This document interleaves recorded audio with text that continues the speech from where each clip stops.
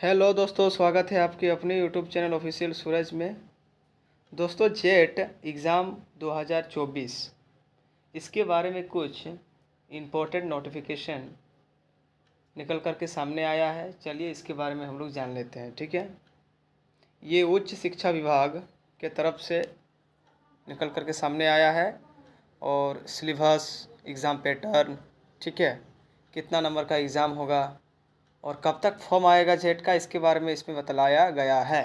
तो चलिए हम लोग वीडियो को जल्द से जल्द शुरू कर लेते हैं। उच्च शिक्षा विभाग असिस्टेंट प्रोफेसर की अर्हता तक करने के लिए अब प्रत्येक साल होगी परीक्षा, यानी कि प्रत्येक साल अब जेट एग्ज़ाम का भी निर्णय लिया गया है झारखंड में कराने का। जिस तरीके से नेशनल लेवल में नेट का एग्ज़ाम होता है, उसी तरह अब स्टेट लेवल में जेट का एग्ज़ाम होगा असिस्टेंट प्रोफेसर और पीएचडी करने के लिए। ठीक है, 43 विषयों पर, कुल 43 विषयों पर 17 साल बाद जेट से हटेगा ब्रेक। सीबीटी मोड पर 300 अंकों की होगी परीक्षा। ठीक है, 17 साल बाद जेट एग्ज़ाम नहीं हुआ है झारखंड में, जेट का एग्ज़ाम, और 43 विषयों पर जेट का एग्ज़ाम लिया जाएगा और सीबीटी यानी कि कंप्यूटर बेस्ड टेस्ट के द्वारा 300 अंकों का परीक्षा लिया जाएगा। ठीक है, एजुकेशन रिपोर्ट रांची की तरफ से ये निकल करके सामने आया है। लिखा हुआ है कि असिस्टेंट प्रोफेसर की इच्छा रखने वाले अभ्यर्थियों के लिए अच्छी खबर है। राज्य में 17 साल बाद झारखंड पात्रता परीक्षा, इसका हिंदी नाम होता है जेट, आयोजित कराने का रास्ता साफ हो गया है। कैबिनेट की स्वीकृति मिलने के बाद उच्च शिक्षा एवं तकनीकी शिक्षा विभाग द्वारा जेट आयोजित करने से संबंधित प्रारूप का नोटिफिकेशन जारी कर दिया जाएगा।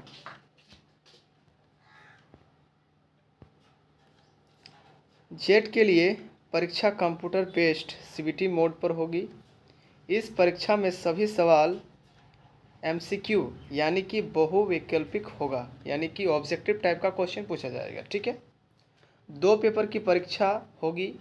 फर्स्ट पेपर में टीचिंग, रिसर्च, एप्टीट्यूड और रीजनिंग एबिलिटी से संबंधित सवाल रहेंगे।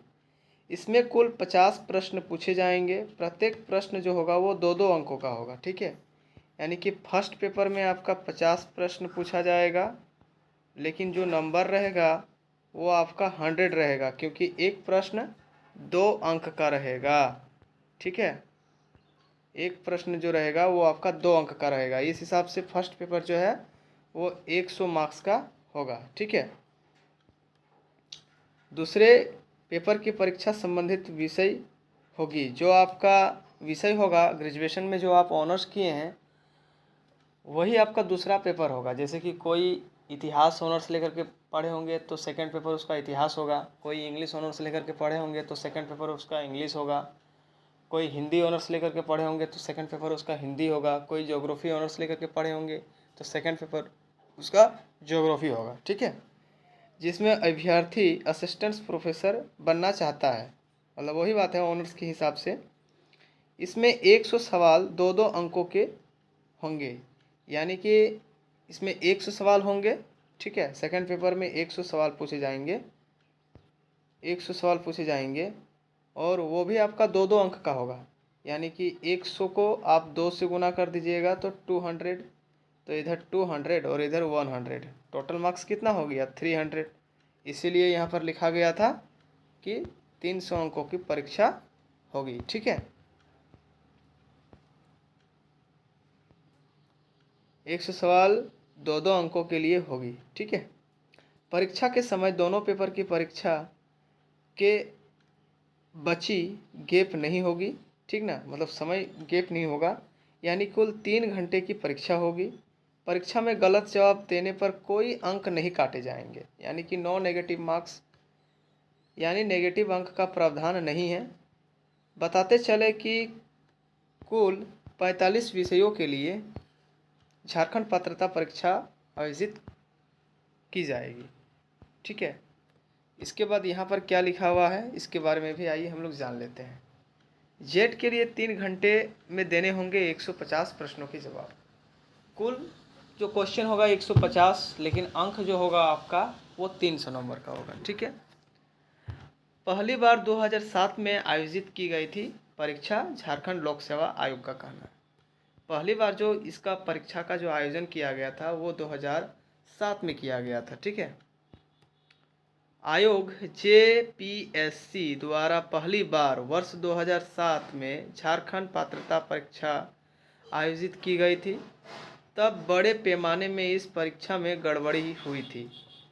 पहले निगरानी ब्यूरो द्वारा जांच की गई थी, बाद में हाईकोर्ट के आदेश पर सीबीआई जांच कर रही है। ठीक है। बताते चले कि इस परीक्षा में से संबंधित सभी रिकॉर्ड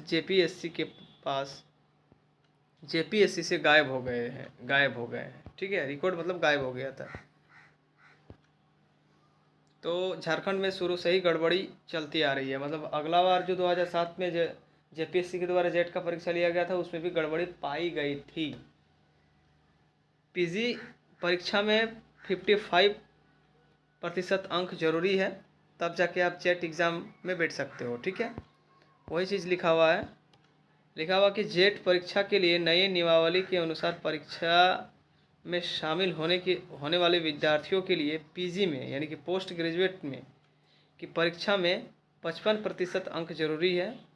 ओबीसी, एससी, एसटी तथा दिव्यांग अभ्यर्थियों को अंक में 5% की छूट दी जाएगी। यानी कि जनरल के लिए 55% और एससी, एसटी, ओबीसी, पीडब्ल्यूडी ई सभी कैटेगरी के लिए 55% अंक चाहिए। ठीक है।